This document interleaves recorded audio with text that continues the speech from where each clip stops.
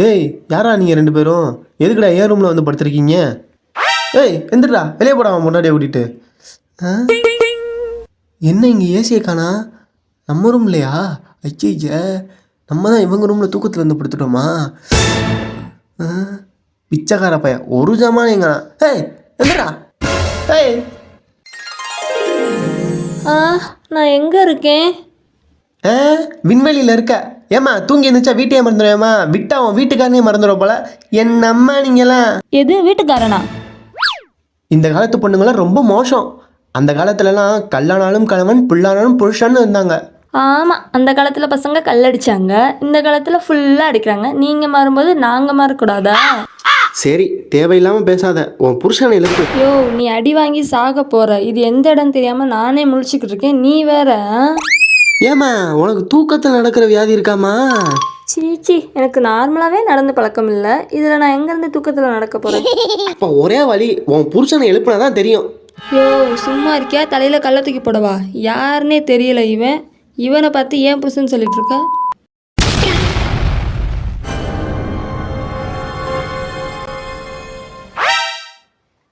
யாரு நீங்க? அதைத்தாண்டா நாங்களும் கேட்குறோம். ஏன்டா எங்களை கிட்னாப் பண்ணியிருக்க? ஒரு பொண்ணு கொஞ்சம் அழகா இருந்தா போதுமே, உடனே கிட்னாப் பண்ணிடுவீங்க. நீ பொண்ணுன்றதை நீ சொல்லிதாம்மா எனக்கே தெரியும். இப்படி இருக்கும்போது நான் எப்படிமா உன்னை கிட்னாப் பண்ண முடியும்? டேய் உண்மையை சொல்றா. நான் யாருன்னு தெரியாம என்ன கடத்திருக்க. என் பவர் என்னன்னு தெரியுமா உனக்கு? எது? நீங்க சுகருக்கு போற இன்சுலின் பவரா?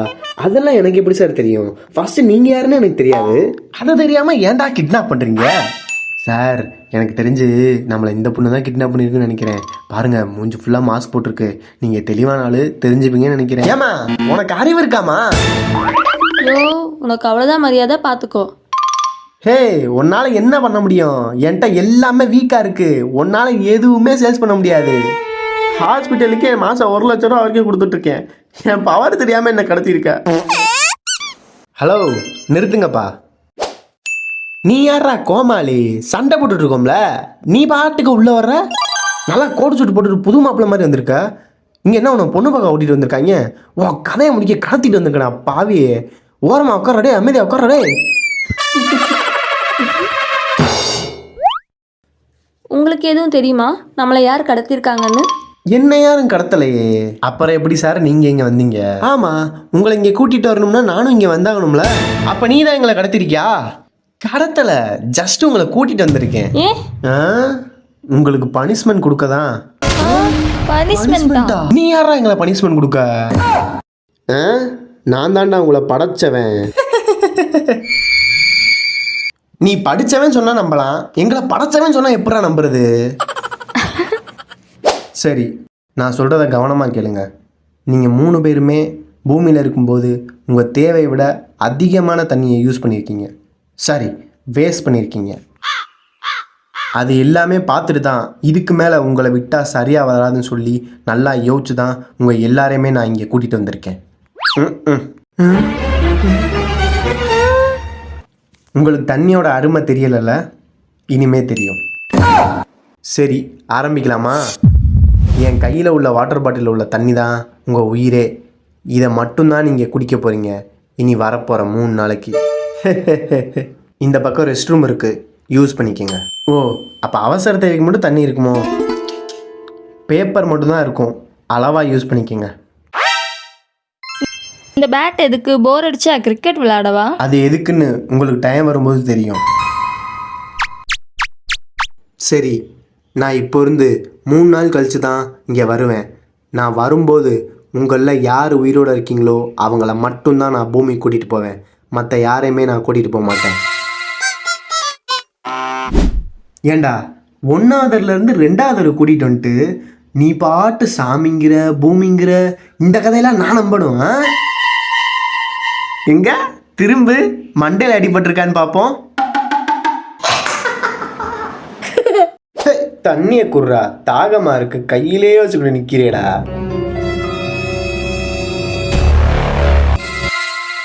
நல்லா சேஃப்டியா மூடிட்டேன். 2 பேருமே சண்டை போடாம குடிங்க.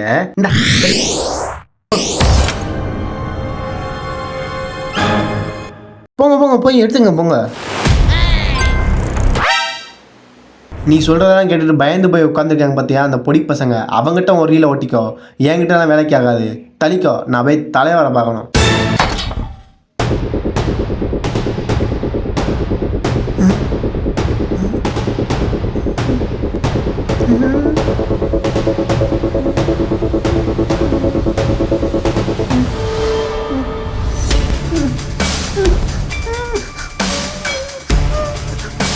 ஏ கோபால், என்ன உங்கள் தலைவரை பார்க்க போலையா? உனக்கா நீங்கள் வெயிட் பண்ணுறாராம்டா. அடிங்க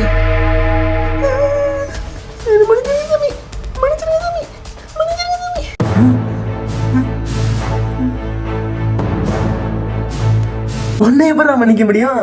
நீ மன்னிக்கிற மாதிரியாடா தப்பு பண்ணியிருக்க? ஏண்டா, பொதுமக்களுக்கு போக வேண்டிய தண்ணியை ஃபுல்லாக உன்னோட தேவைக்காண்டி பெரிய பெரிய ஃபேக்ட்ரி விற்று பணமாக்கி சாப்பிட்ட. இலவச குடிநீரை ரேட்டு போட்டு விற்ற. அப்படி கோடி கோடியாக வந்த காசுலாம் அந்த தண்ணியால தானடா உனக்கு வந்துச்சு. உன்னால் எத்தனை பேர் கஷ்டப்படுறாங்கன்னு தெரியுமா? உன்னால் எத்தனை பேர் செத்துருக்காங்கன்னு தெரியுமா? உனக்கு எப்படி தெரியும்? உனக்கு எப்படி ராசா தெரியும்? அதுக்கு தாண்டி மாப்பிள்ள உன்னைய மொத்தமாக ஆப்படிக்க இங்கே கூட்டிகிட்டு வந்திருக்கேன். உன்னை என்ன பண்ணுறேன்னு மட்டும் பாரு. அச்சோ சித்தரா, நீங்கள் 2 பேர் என்ன தப்பு பண்ணியிருக்கீங்கன்னு உங்களுக்கு தெரியுமா, இல்லை சொல்லணுமா? இல்லை வேண்டாம் காட். இல்லை வேண்டாம். தெரியும் சாமி. ஓ, தெரிஞ்சே தப்பு பண்ணியிருக்கீங்க. உங்களெல்லாம் அங்கே கூட்டிகிட்டு போயிருக்கணும். பாவன்னு பார்த்து இங்கே கூட்டிகிட்டு வந்திருக்கேன். இருங்க உங்களுக்கு இருக்குடே இருக்கு.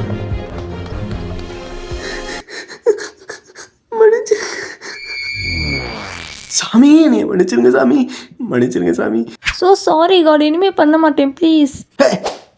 கேம் ஸ்டார்ட் ஆயிடுச்சு. இனிமேல் நீங்கள் வீட்டுக்கு போகிறத நான் முடிவு பண்ண போகிறதில்ல, நீங்கள் தான் முடிவு பண்ண போகிறீங்க.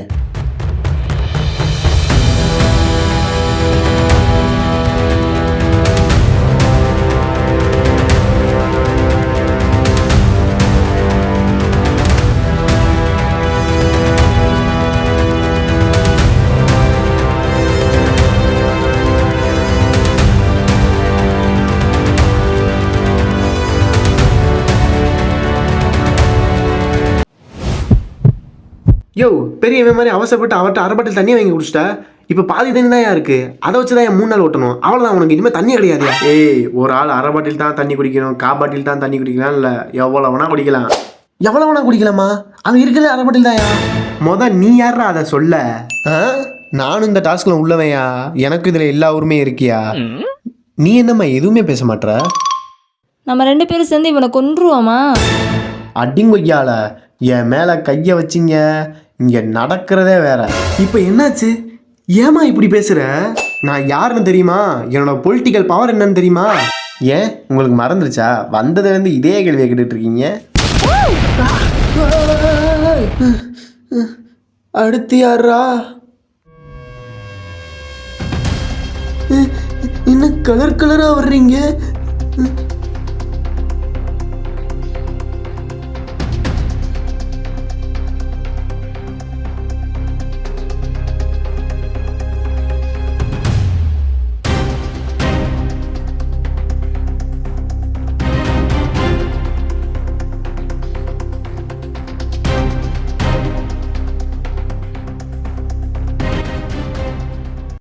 திருடனா என்னங்க பண்ணுவான்?